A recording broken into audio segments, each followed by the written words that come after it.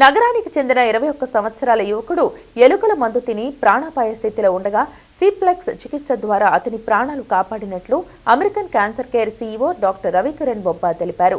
Spectra ఆఫ్టియా అత్యాధునిక పరికరం విజయవాడలో కేవలం తమ ఆసుపత్రిలోనే ఉందని, దీనిని ఉపయోగించి సిప్లెక్స్ చేయడం ద్వారా రాటిల్ పేస్ట్ సేవించి ప్రాణాపాయ స్థితిలో ఉన్న యువకుడిని కాపాడినట్లు తెలిపారు.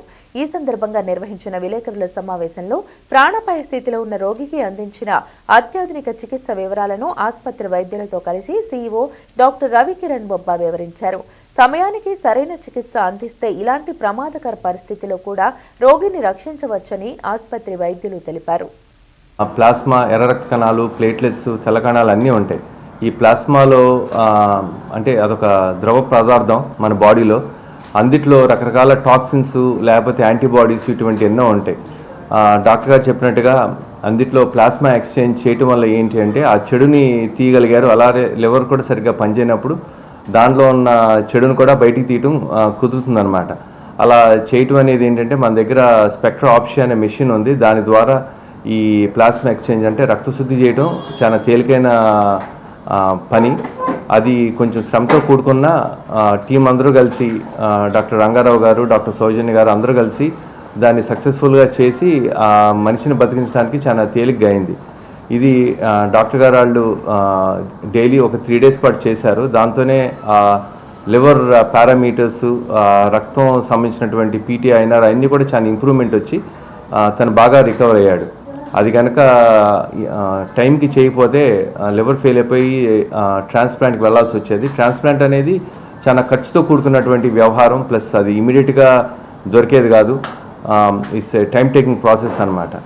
ఈ మెషిన్తో మా దగ్గర ఉంది. అది we have been using for 2 years అనమాట. అంటే అన్ని రకాల కండిషన్స్కి వాడుతూ ఉంటాం.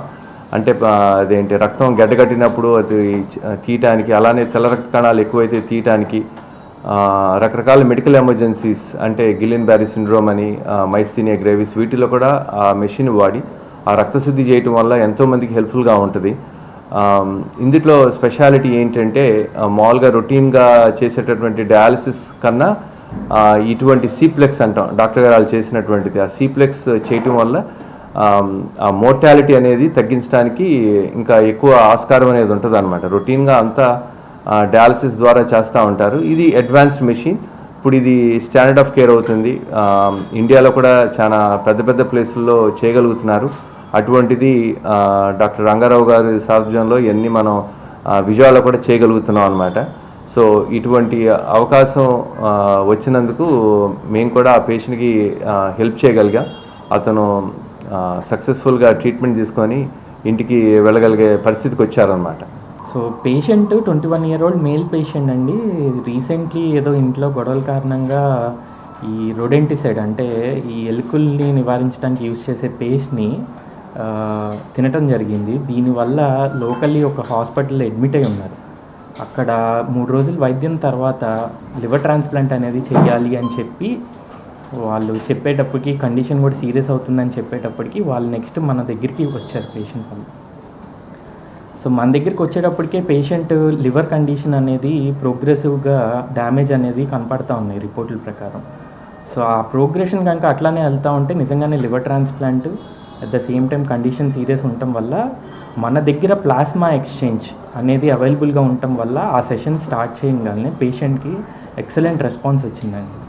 సో దీనివల్ల ఏంటంటే లివర్ ట్రాన్స్ప్లాంట్ అనేది కూడా మనం అవాయిడ్ చేయడం జరిగింది ప్రస్తుతానికి. సో మంచి ఇంప్రూవ్మెంట్ ఉండి డిశ్చార్జ్ కూడా చేయబడుతున్నారు పేషెంట్.